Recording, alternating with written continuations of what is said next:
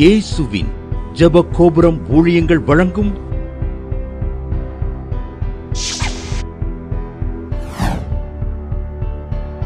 நம்பிக்கையிலே சந்தோஷமாயிருங்கள். இயேசு என்ன நினைச்சி நான் உம்மை நினைக்கலையே, தேடி வந்தீர் நான் பார்க்கலையே. இயேசு என்ன நினைச்சி நான் உம்மை நினைக்கலையே, தேடி வந்தீர் நான் பார்க்கலையே.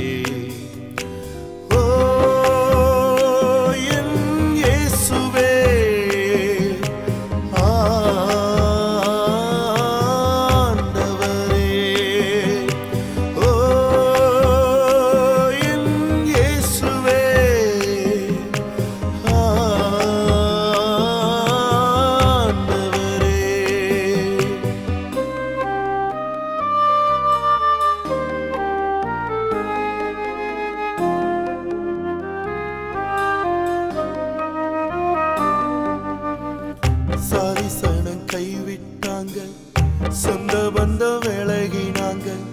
சாரிசனம் கைவிட்டாங்க, சொந்த பந்தம் விலகினாங்க. நீர் என்னை கைவிடவில்லை, என்னை விட்டு விலகவில்லை. நீர் என்னை கைவிடவில்லை, என்னை விட்டு விலகவில்லை. ஓ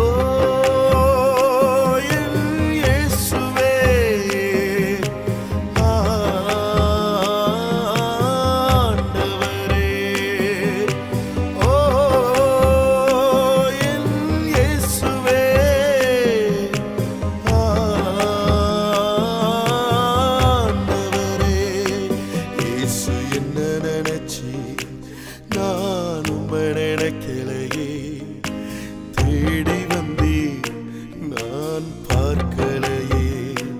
இயேசு என்ன நினைச்சி நான் உம்மை நினைக்கலையே, தேடி வந்தீர் நான் பார்க்கலையே.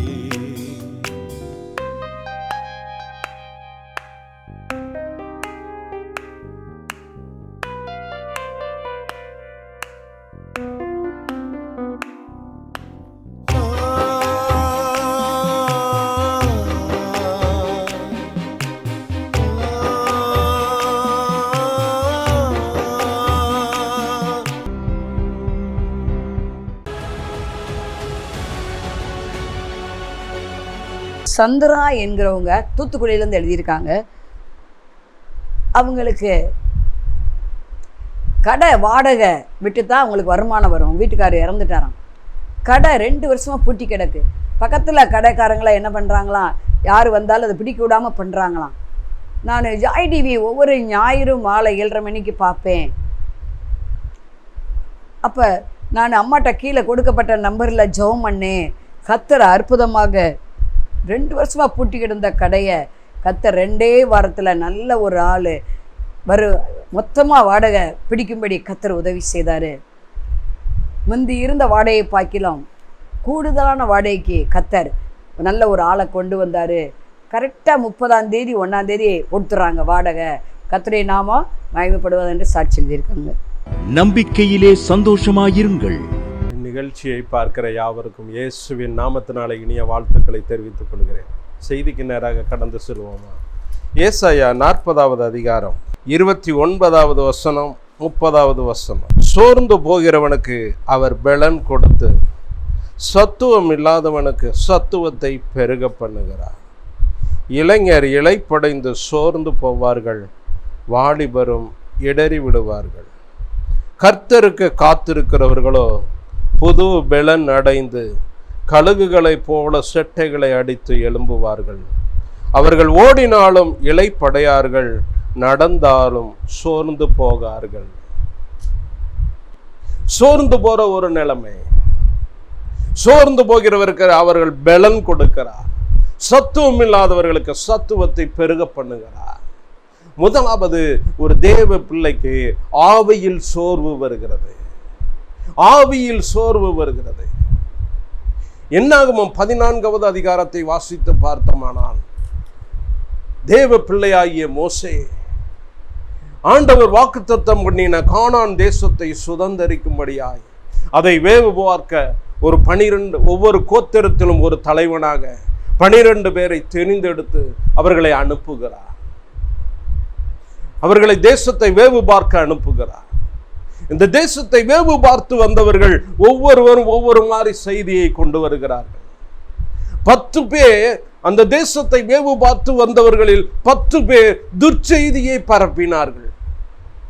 ஆனால் அவர்களோடு கூட சென்ற யோசுவாவும் காலேபும்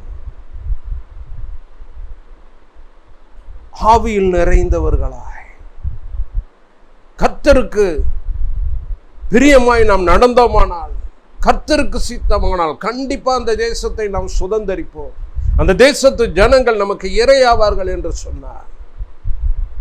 அந்த என்னாகமம் 14வது அதிகாரம் 1வது வசனத்தில், அப்பொழுது சபையார் எல்லாரும் கூக்குரலிட்டு புலம்பினார்கள்.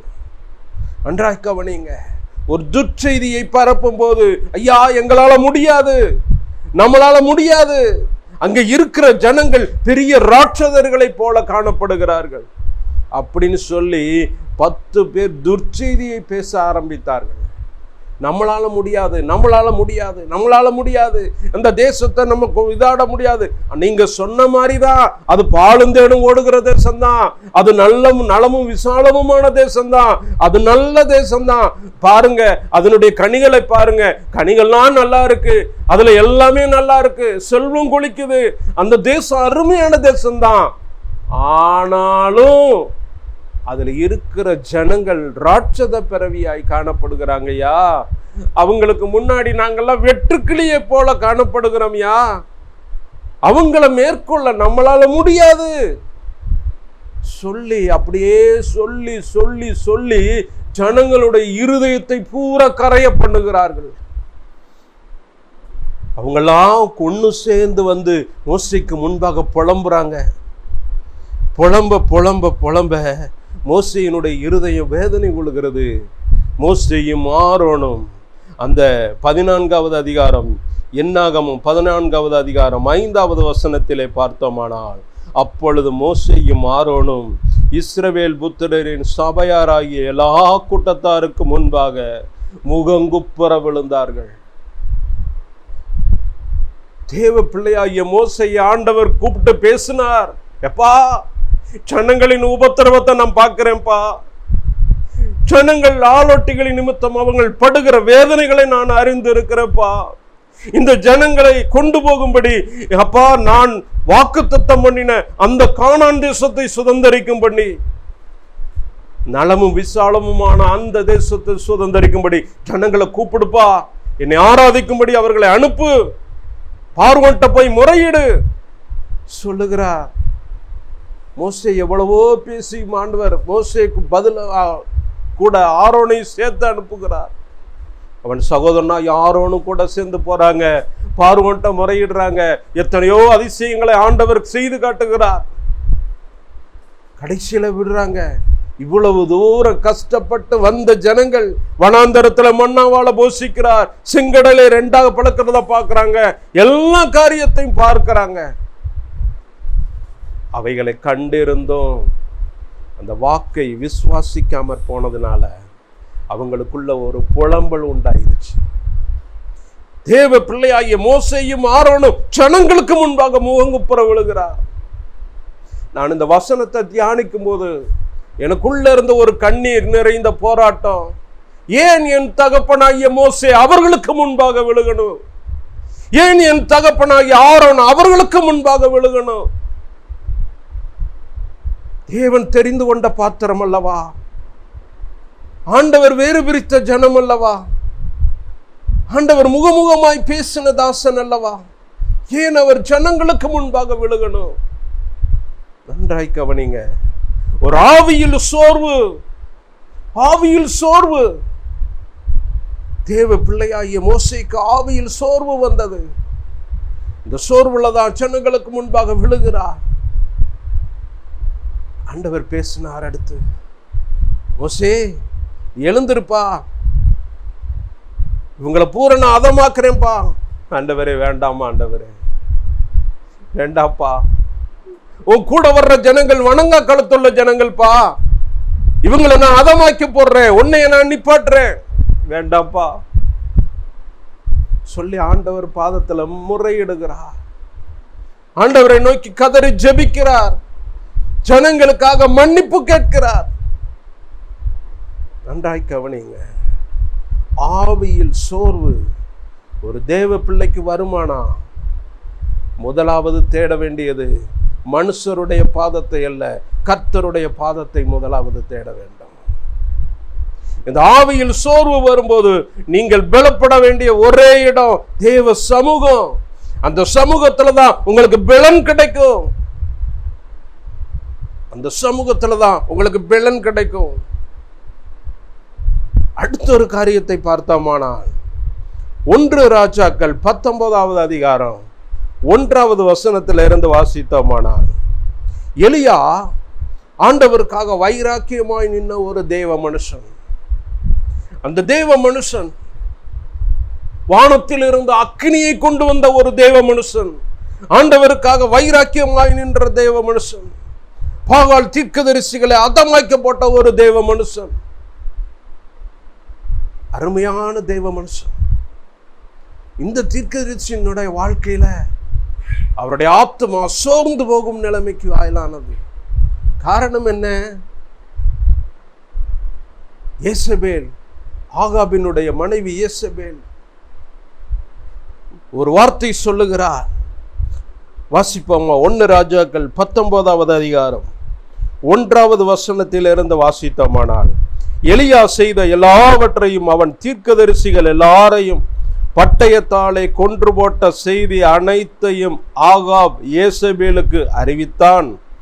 அப்பொழுது யேசபேல் எலியாவினிடத்தில் ஆள் அனுப்பி, அவர்களில் ஒவ்வொருவருடைய பிராணனுக்கு செய்யப்பட்டது போல நான் நாளை இந்நேரத்தில் உன் பிராணனுக்கு செய்யாதே போனேனானால் தேவர்கள் அதற்கு சரியாகவும் அதற்கு அதிகமாகவும் எனக்கு செய்ய கடவர்கள் என்று சொல்ல சொன்னார். போய் எலியாட்ட சொல்றாங்க, ஐயா யேசபேல் என்னும் ராணி, எங்க ராணி சொல்லிட்டாங்கய்யா ஒரு உத்தரவு, நாளைக்கு இந்நேரத்துல உங்க காரியம் முடிஞ்சிரும்யா. சொன்ன உடனே இந்த எலியாவினுடைய ஆவி, ஆத்துமா சோர்ந்து போச்சு. சோர்ந்து போகிறார், சோர்ந்து போய் ஓடுகிறார். அவனுக்கு அது தெரிந்த போது எழுந்து தன் பிராணனை காக்க யூதாவை சேர்ந்த பெயர்சபாவுக்கு புறப்பட்டு போய் அங்க போய் வனாந்தரத்துல அலைந்து ஆண்டவர் சமூகத்துல காத்து கிடக்கிறாரு. ஆண்டவரே போதும், ஆண்டவரே போதும், ஆண்டவரே. ஒரு சோர்வு, ஒரு ஆத்துமாவில் ஒரு சோர்வு, எலியாவின் ஆத்துமாவில் ஒரு சோர்வு. தேவ பிள்ளைகளாகி நம்முடைய வாழ்க்கையில ஒரு ஆவியில ஒரு சோர்வு வருவதா? வாக்கு தத்தத்தை நம்பாம போனீங்களா? அவர் வாக்கு தத்தம் பண்ணி என் வாழ்க்கையில நிறைவேறலையே. அவ்வளவு பேருக்கு வாக்கு தத்தம் கொடுத்திருக்கிறார், என்னுடைய கொடுத்த வாக்கு தத்தம் நிறைவேறலையே. வாக்கு தத்தத்தை குறித்து அற்பமாய் நினைக்கிறீங்களா? நிறைவேறல நிறைவேறலன்னு சொல்றீங்களா? அதை குறித்து புலம்புறீங்களா? இந்த புலம்பலை எடுத்து போடுங்க, புலம்பலை எடுத்து போடுங்க. தேவ சமூகத்துல காத்திருங்க, ஆண்டவர்கிட்ட கேளுங்க, அப்பா இந்த வாக்கு தத்தம் என் வாழ்க்கையில நிறைவேறாம போனதற்கு காரணம் என்ன? அப்பாட்ட முறையிடுங்க. காலேபு சொன்ன மாதிரி சொல்வார், கர்த்தர் பிரியமாயிருந்தால், கர்த்தர் நம்மேல் பிரியமாயிருந்தால் அந்த தேசத்தை நமக்கு கொடுப்பார். ஆண்டவருடைய பிரியம் நம்ம மேல வரணுங்க, அப்பதான் வாக்குத்தத்தம் நம்ம மேல நிறைவேறும். அந்த 10 பேரை போல நம்ம புலம்ப கூடாது, 10 பேரை போல நம்ம துர்ச்செய்தியை பரப்ப கூடாது, நம்முடைய ஆவியில் சோர்வு வரக்கூடாது. இந்த சோர்வு நேரத்துல எல்லாம் ஆண்டவருடைய சமூகத்துல காத்திருங்க, புது பலனை பெற்றுக் கொள்வீர்கள், புது வழிகளை உங்களுக்கு காட்டுவார். இந்த தேவ பிள்ளையாகிய எலியாவினுடைய ஆத்துமா சோர்வடைந்து போனது. சோர்வடையும் போது ஓடுகிறார், சூரச்செடியின் அடியில் கிடக்கிறார், அடுத்து ஓடுகிறார், ஒரு பெரிய குகைக்குள்ள போய் தங்குகிறார், கெபிக்குள்ள போய் தங்குகிறார். எலியாவே உனக்கு இங்க என்னப்பா வேலை? ஆண்டவர் பேசுகிறார், இங்க என்னப்பா வேலை? நீ என்கிட்ட வாப்பா, என் சமூகத்துக்கு வாப்பா, என் சமூகத்துல வந்து நில்லுப்பா. நிற்கும் போதுதான் ஆண்டவர் பேசுகிறாரு, அப்பா நீ பண்ண வேண்டிய பிரயாணம் இன்னும் வெகு தூரமா இருக்கு, நீ இன்னும் வெகு தூரம் போகணும்ப்பா அப்படின்னு சொல்லி அழகா அந்த பிளானை காட்டுறார், அந்த வழிகளை கற்றுக் கொடுக்கிறார்.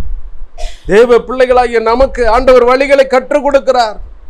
நீங்களும் நானும் போக வேண்டிய தூரம் இன்னும் வெகு தூரம் காணப்படுகிறது. தேவ பிள்ளைகளாகிய நமக்கு ஆவியில சோர்வு வந்தாலும் சரி, ஆத்மாவில சோர்வு வந்தாலும் சரி, தேவ சமூகத்துல காத்திருங்க. அடுத்து ஒரு தேவ பிள்ளைக்கு வரக்கூடிய சோர்வு மாம்சத்தில் வரப்படுகிற சோர்வு. யோபு 1வது அதிகாரத்தை வாசித்தோமானால், யோபு தனக்கு இருந்த எல்லாவற்றையும் இழந்து போனார். தன்னுடைய சரீரத்தில் இருக்கிற சுகத்தையும் இழந்துட்டாரு, சொத்துக்களை இழந்துட்டாரு, பிள்ளைகளை இழந்துட்டாரு, எல்லாத்தையும் இழந்துட்டாரு. இழந்த உடனே அவருக்கு ஒரு சோர்வு உண்டாகிறது மாம்சத்துல. இந்த மாம்சத்துல சோர்வு உண்டானதுனால யோபு சொல்லுகிற வார்த்தை, யோபு 1வது அதிகாரம் 21வது வசனத்தை வாசித்தோமானால், நிர்வாணியாய் என் தாயின் கற்பத்தில் இருந்து வந்தேன், நிர்வாணியாய் அவ்விடத்திற்கு திரும்புவேன். கர்த்தர் கொடுத்தார், கர்த்தர் எடுத்தார், கர்த்தருடைய நாமத்திற்கு ஸ்தோத்திரம். ஒரு தேவ பிள்ளைக்கு மாம்சத்துல சோர்வு வருகிறது. மாம்சத்துல சோர்வு. யோபுக்கு மாம்சத்துல சோர்வு உண்டாயிருச்சு. மாம்ச சோர்வுல தான் பேசுறாரு, நான் நிர்வாணியா வந்தேன், நான் நிர்வாணியா போறேன். உண்மைதான், எல்லாருமே நிர்வாணியா தான் பிறக்கிறோம், மரிக்கும் போது நிர்வாணியா தான் போறோம். ஒண்ணுமே நம்ம கொண்டு வந்ததில்லை, கொண்டு போறதும் கிடையாது. உண்மைதான், அது உண்மைதான். கர்த்தர் கொடுத்தார், கொடுக்கிறார், அவர் எடுக்கிறார், எல்லாவற்றிற்கும் அவருக்கு அதிகாரம் உண்டு. இந்த ஒரு சோர்வு தாவீது சங்கீதத்தில் சொல்லுகிறார். சங்கீதம் 39வது அதிகாரம் 10வது வசனத்தில் வாசித்தோமானா, என்னிலிருந்து உம்முடைய வாதையை எடுத்து போடும், உமது கரத்தின் அடிகளால் நான் சோர்ந்து போனேன். தாவீது சொல்லுகிறார், அப்பா என்னில் இருக்கிற இந்த வாதையை எடுத்து போடுங்கப்பா. இந்த வாதை இருக்கும்போது, இந்த பலவீனம் இருக்கும்போது என்னால சோர்வுக்குள்ளதாப்பா வருது, என்னை சோர்ந்து போக பண்ணுதுப்பா. நல்லா கவனிங்க. இன்னைக்கு தேவ பிள்ளைகளாகி நமக்கு நிறைய பேருடைய வாழ்க்கையில பார்த்தீங்கன்னா, எனக்கு இந்த வியாதியினால கஷ்டமா இருக்கு, எனக்கு வருகிற ஃபோன் கால்லாம் பிடித்தான், இந்த பலவீனம் என்ன மேற்கொள்ளுது, என்னால முடியல, இந்த டாக்டர் இப்படி ரிப்போர்ட் கொடுத்துருக்குறாங்க, எங்களால என்ன செய்யணும்னு தெரியல. நல்லா கவனிங்க. உங்களுக்கு என்ன வியாதியாக இருந்தாலும், என்ன வாதையாக இருந்தாலும், ஆண்டவருடைய வாக்கு நம்மை நோக்கி கடந்து வருகிறது. வாதை உன் கூடாரத்தை அணுகாது, பொல்லாப்பு உனக்கு நேரிடாது. நல்லா கவனிங்க. வாதையை நீக்கி போட அவரால் மாத்திரமே முடியும். வியாதியை நீக்கி போட அவரால் மாத்திரமே முடியும். எல்லா வியாதி பலவீனங்களையும் நீக்கி போட அவரால் மாத்திரமே முடியும். இந்த வியாதிகள் வரும்போது நமக்குள்ள ஒரு சோர்வு உண்டாகிறது, மாம்சத்துல சோர்வு. இந்த சோர்வு உண்டாகும் போது நம்மெல்லாம் புலம்ப ஆரம்பிச்சிடும். யோபு புலம்புறாரு. ஆனாலும் யோபு புலம்பும் போது கடைசியில என்ன வார்த்தை வருதுன்னா, 1வது அதிகாரம், யோபு 1வது அதிகாரம் 22வது வசனத்துல பார்த்தோமானா, இவை எல்லாவற்றிலும் யோபு பாவம் செய்யவில்லை, தேவனை பற்றி குறை சொல்லவும் இல்லை. அருமையான வார்த்தை. என்னதான் உபத்திரம் வந்தாலும், என்னதான் வியாதிகள் வந்தாலும், என்னதான் எல்லாம் இழந்து போனாலும், செஞ்சாலும், மனசோர்வு வந்தாலும், யோபு இவை எல்லாவற்றிலும் பாவம் செய்யலை, தேவனை பற்றி குறை சொல்லலை. நல்லா கவனிங்க. இன்னைக்கு தேவ பிள்ளைகளாகிய நம்ம குறை சொல்லிக்கிட்டே இருக்கிறோம். ஒரு பலவீனம் வந்த உடனே ஒரு குறை சொல்லுகிறோம், ஒரு ஆவியில் ஒரு சோர்வு வந்த உடனே குறை சொல்லுகிறோம். என்ன நம்ம முதலாவது என்ன செய்வோம் தெரியுமா? ஆவியில் சோர்வு வந்த உடனே நம்ம ஜெபிக்கிறத நிப்பாட்டிடுவோம், வேதம் வாசிக்கிறத நிப்பாட்டிடுவோம், ஸ்டெப் பை ஸ்டெப்பா அடுத்த சர்ச்சுக்கு போறதே நிப்பாட்டிடுவோம். ஏன்னா மற்றவங்க சொல்லி கொடுப்பாங்க, நீ சர்ச்சுக்கு போய் என்னத்தை கண்ட, நீ வேதத்தை படிச்சு என்னத்தை கண்ட? நீ ஜெபம் பண்ணி என்னத்தை கண்ட? இந்த சோர்வை கொண்டு வருகிறது பிசாசினுடைய தந்திரம். நன்றாய் கவனிங்க. இந்த சோர்வு வரும்போதெல்லாம் நாம் செய்ய வேண்டிய ஒரே காரியம் ஆண்டவருடைய சமூகத்தில் காத்திருக்கணும். காத்திருக்கதான். இப்போ அதே ஏசாயா 40வது அதிகாரத்தை வாசித்த போனால் ஆண்டவருடைய சமூகத்தில் காத்திருக்க நமக்கு புது பலன் உண்டாகும், சத்துவம் உண்டாகும். அதைத்தான் நாம் பார்க்கிறோம்.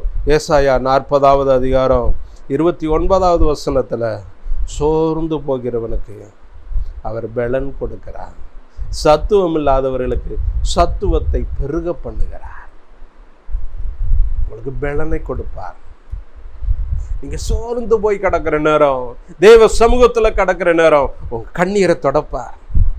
கண்ணீரை தொடச்சி உங்க இருதயத்தை புது இருதயமா மாற்றுவார். உங்க இருதயத்தில் இருக்கிற சோர்வை நீக்குவார், உங்களை பலப்படுத்துவார். ஒரு வார்த்தையை கொடுப்பார், அந்த வார்த்தை உங்களை பலப்படுத்தும். நீங்க தேவ சமூகத்துல காத்திருக்க ஒரு உன்னத பலனை கொடுப்பார். அதைத்தான் ஏசாயா 40வது அதிகாரம் 31வது வசனத்துல வாசிக்கிறோம். கர்த்தருக்கு காத்திருக்கிறவர்களோ புது பலன் அடைந்து கழுகுகளை போல செட்டைகளை அடித்து எழும்புவார்கள். உலகம் உங்களை பார்க்கலாம், இவனுக்கு இதோட முடிஞ்சிருச்சுன்னு நினைக்கலாம், இதோட உங்க காரியம் முடிஞ்சிருச்சுன்னு நினைக்கலாம், இனி எழும்ப மாட்டான்னு நினைக்கலாம். ஆண்டவருடைய சமூகத்துல காத்திருக்கும் போது புது பலனை கொடுப்பாரு. உங்க இருதயத்தை புது வார்த்தைகளால தேற்றி உங்களை என்ன சொல்லுவாரு? உங்களுக்கு சத்துவத்தை பெருக பண்ணி புது சிருஷ்டியாய் உருவாக்கி கழுகுகளை போல செட்டைகளை அடித்து உயர எழும்ப பண்ணுவார். உங்களை பலப்படுத்துகிறவர் அவர் ஒருவரே. தேவ பிள்ளைகளாகிய நம்ம பலத்தின் மேல் பலம் கொள்ளணும். தேவ சமூகத்தில் காத்திருங்க. அப்போஸ்தலர்களுடைய வாழ்க்கையில் நடந்த காரியங்கள் என்ன? அப்போஸ்தலர் 16வது அதிகாரத்தை நாம் வாசித்தோமானா, பவுலும் சீலாவும் தேவ பிள்ளைகள் அவர் ஊழியத்தை செய்தது நிமித்தமாக அவர்களை அடித்தார்கள், வேதனைப்படுத்தினார்கள், காயப்படுத்தி கொண்டு போய் சிறைச்சாலையிலே கொண்டு போய் போட்டார்கள்.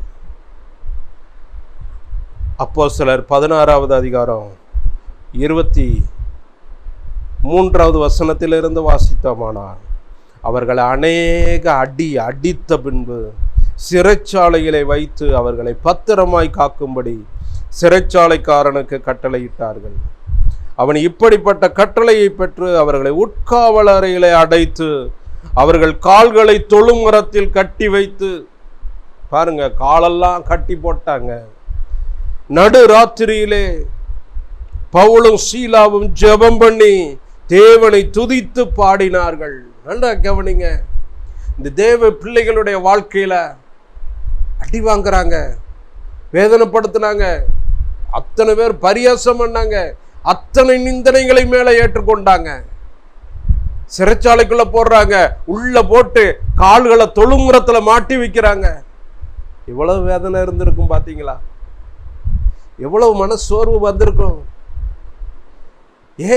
ஆண்டவருக்காகத்தானே நின்னோம், ஆண்டவருக்காகத்தானே ஊழியம் செஞ்சோம், ஆண்டவருக்காகத்தானே வைராக்கியமா நின்னோம். ஏன் எங்களுக்கு இப்படி சோர்வு வந்திருக்குமா இல்லையா?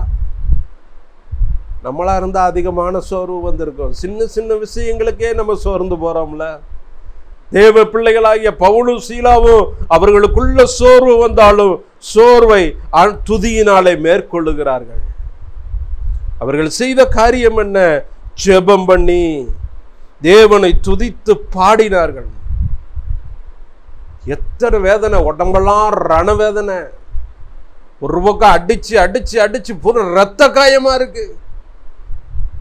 கால்களை தொழுமரத்துல மாட்டி வச்சுட்டாங்க. பசி ஒரு பக்கம், தாகம் ஒரு பக்கம், எதையும் பொருட்படுத்தல. அவங்க பண்ண ஒரே ஒரு காரியம், ஜெபம் பண்ணாங்க, தேவனை துதித்து பாட ஆரம்பிச்சாங்க. துதித்து பாட பாட பாட பாட பாட தேவ பிரசன்னம் அந்த சிறைச்சாலை முழுவதும் நிரம்ப ஆரம்பித்தது. தேவ பிரசன்னம் நிரம்ப நிரம்ப நிரம்ப என்னாச்சு? அஸ்திபாரங்கள் அதிரத்தக்கதாய் உள்ள அவர்களுடைய கட்டுகள் எல்லாம் விடுபட்டது. நீங்களும் நானும் விடுவிக்கப்பட வேண்டுமானா, தேவ பிள்ளைகளுடைய சோர்வு நீங்க வேண்டுமானா, ஜெபிக்க ஆரம்பிங்க, துதிக்க ஆரம்பிங்க. உங்க வாயிலிருந்து துதி வரட்டும். ஜெபிப்போமா. ஸ்தோத்திரமாப்பா. தகப்பனே, உமக்கு நன்றி சுவாமி. இந்த நேரத்திலும் பார்த்து கொண்டிருக்கிற ஒவ்வொரு தேவ பிள்ளைகளையும் அவர்களுடைய சோர்வுகள் நீங்கட்டும் ஐயா. ஆவியில் உண்டாகிற சோர்வு, ஆத்மாவில் உண்டாகிற சோர்வு, மாம்சத்தில் உண்டாகிற சோர்வு ஒவ்வொருவரை விட்டு நீங்கட்டும் ஐயா. தகப்பனே, உமக்கு நன்றி சுவாமி. சோர்ந்து போகிறவர்களுக்கு நீர் பலனை கொடுக்கிற தெய்வம். சத்துவம் இல்லாதவர்களுக்கு சத்துவத்தை பெருக பண்ணுகிற தெய்வம். சோர்வடைந்தவர்களை எல்லாம் நீங்க பலப்படுத்துனீங்கப்பா. தகப்பனே, உமக்கு நன்றி சுவாமி. பவுலும் சீலாவும் ஜெபித்து தேவனை துதிக்கும் போது சிறைச்சாலையின் அஸ்திபாரங்கள் அதிர்ந்தது. அவர்களுடைய கட்டுகள் எல்லாம் விடுதலை ஆயிற்று என்று நாங்கள் பார்க்கிறோம். ஒரு பெரிய எழுப்புதலை சிறைச்சாலையிலிருந்து ஆரம்பித்தீங்களப்பா. தேவ பிள்ளைகளுடைய வாழ்க்கையில, ஒவ்வொருவருடைய வாழ்க்கையிலையும் அப்பா ஒரு சோர்வு நீங்கட்டும் ஐயா. ஒரு புது பலன் உண்டாகட்டும் ஐயா. கழுகுகளைப் போல செட்டைகளை எடுத்து எழும்பட்டும். கிருபை செய்யுங்கப்பா. இயேசுவின் நாமத்தில் கெஞ்சி கேட்கிறோம் நல்ல பிதாவே, ஆமென். மாணவர்களே, அதிசய கல்வாரி ஊழியங்கள் மூலம் ஒவ்வொரு மாதமும் தேவனால் எல்லாம் கூடும் பத்திரிகையை நாங்கள் வெளியிடுகிறோம். தேவ சமூக பாடல்கள் டிவிடி, ஏசிடி, இந்த பாடல்களை நாங்கள் வெளியிடுகிறோம். அதிசய கல்வாரி ஊழியம் இது தீர்க்க தரிசன ஜெப ஊழியமாக நடைபெறுகிறது. இந்த ஊழியங்களுக்காக ஜெபிக்க, காணிக்கையை அனுப்ப தாங்க மறவாதிருங்கள். ஜெபிக்கிற, கொடுக்கிற, உழைக்கிற உங்கள் ஒவ்வொருவரையும் ஆண்டவர் தாமே ஆபிரகாமை ஆசீர்வதித்தது போல சகல விதத்திலும் உங்களை ஆசீர்வதிப்பாராக. ஆமென். அன்பிற்குரியவர்களே, இந்த ஊழியத்தை உங்கள் காணிக்கைகளால் தாங்குபவர்களின் கவனத்திற்கு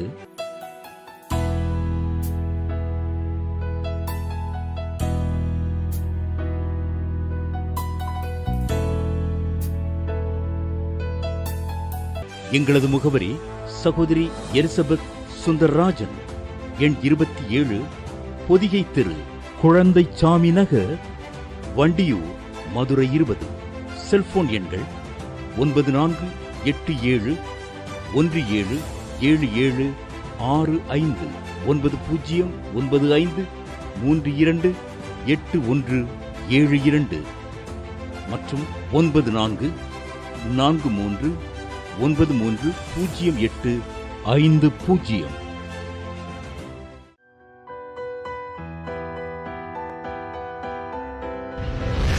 கர்த்தர் உங்களை ஆசீர்வதிப்பாராக.